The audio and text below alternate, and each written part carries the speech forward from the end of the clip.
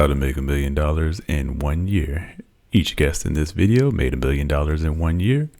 Jeremy did it by starting a brand account with Vanguard, and it's like 5 slides. I've been putting it off for like 2 years because I built up, like many people, this story in my head, like, I got to talk to a financial planner. It's going to be so complicated. And one day you were like, how to open an investment account with Vanguard. I'll get that in the show notes for the people who want to do it. It took me like 15 minutes. The hardest part was I had to find a checkbook for my routing number. Yeah. And ultimately I was able to find it in the app.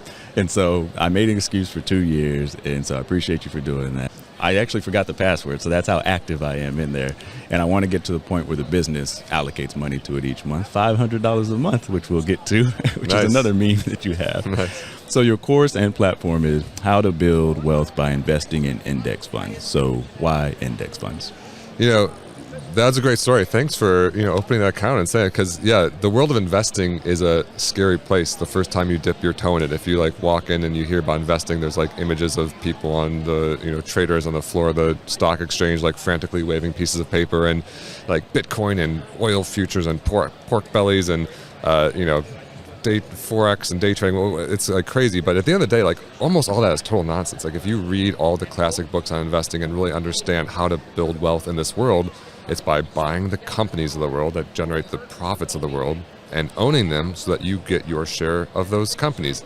And then, the question is okay, well, which companies to buy? And the answer ends up, after some research, it ends up being pretty simple, which is, the market is efficient, which means all the sum total of human knowledge is priced into each and every stock in the stock market. And so a single person, me, anyone, professionals can't look at the stock market and decide which one to pick. So enter the index fund. It's just a simple, low-cost way to buy all the stocks, which on first glance, the first time you're hearing it, sounds a little crazy. But when you own all the stocks, you've guaranteed yourself your fair share of all market growth. Every single worker, from the janitors to the CEOs, is working to make you rich, and as those companies grow in profit, those profits are funneled back to you. And so what you did by opening a Vanguard account, putting it into a low-cost index fund, and just leaving it there, you saw going from 1,000 to 1,100 isn't going to change your life. It's a free $100, but that 10% rate of return, which is about it's what's called the compound annual growth rate over the last 100 years of the stock market.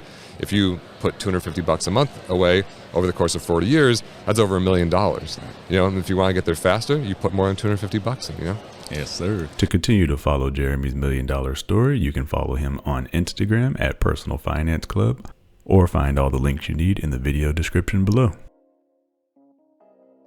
Tonya Rapley made $1 million in 1 year by monetizing her passion. Here, she explains how she did it. But in the same sense, I don't stress about money the way I used to, because I know that I am in direct alignment with the flow of good in my life. And that's been a significant shift for me. Do you remember and I know sometimes that's difficult, especially since it's been a period of years now, but was there an aha moment oh, this is proof of what I've read in these books, the Dynamic Prosperity, Think and Grow Rich? When did it come to fruition? Or was it just a natural progression? I think it's been a natural progression, but there was a moment where I was like, oh, snap. And I feel like that was probably my second year of entrepreneurship, my second full year of entrepreneurship, because I think my full-time job before I left to work for myself full-time, I was making $65,000. My second full year of entrepreneurship, I ended up making $85,000. And I was like, I literally made more doing exactly what I wanted to do. And then, so that was that was a moment where I was like, no, you're powerful. You created this out of thin air. You woke up on January 1st and none of this was in play. And December 31st, we have surpassed your income. What's next? And then I started setting goals and I started knocking down those goals. I remember one of my goals the following year was to get a brand partnership over $50,000. And we got a brand partnership for $65,000. And I'm like, I just got a brand partnership equal to what my full-time salary used to be.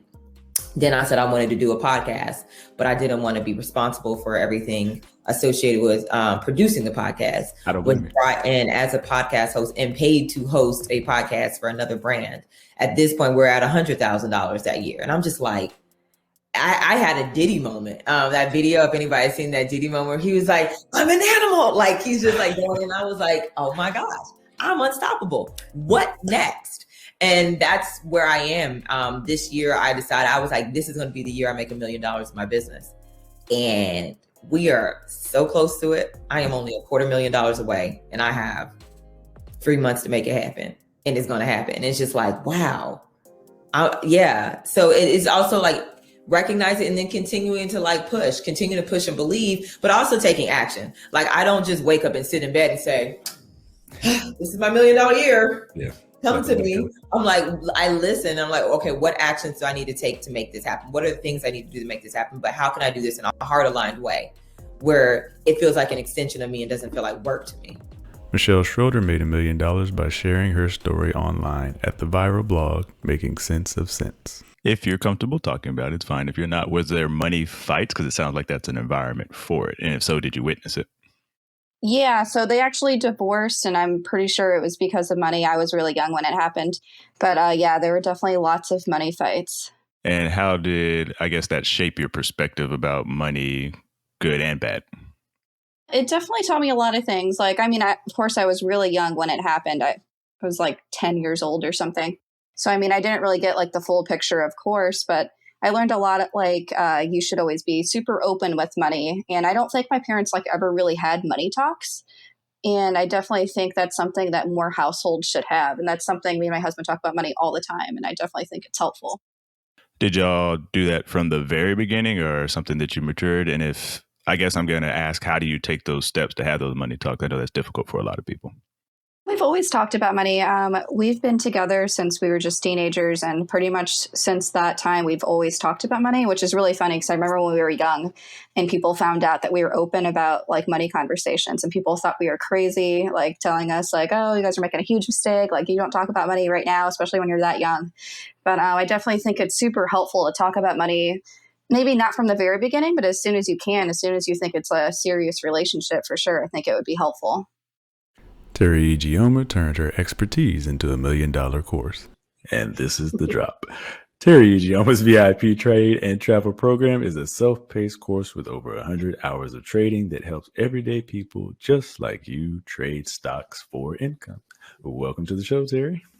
Thanks for having me. So in this episode, I'm just going to keep it very straightforward. The people are here to learn about the course. So this is Teri Ijeoma course review, and I'm literally just going to walk through it. And we'll start with trade and travel, what you will learn, how to pick companies, everything you need to successfully get started in investing, including opening your account, picking good companies, and placing the first trade. I guess my question there would be, how do we go about picking a good company? Like, what is a quote unquote good company? Okay. As a trader, I'm looking at companies that are healthy. One of the myths is that traders, more active investors, we trade different companies than long-term investors. But the truth is, we're looking for the same healthy companies. I'm looking for companies that long-term investors would also find in their portfolio. I'm just trading in and out of them for income. So they're healthy companies. They've been on an uptrend over the past year. They have good earnings, a good forecast, but really solid companies that we believe in for the long run. But like I said, the stock price doesn't go up in one fell swoop. It'll come up, it'll go down, especially we've seen that in the beginning of 2022.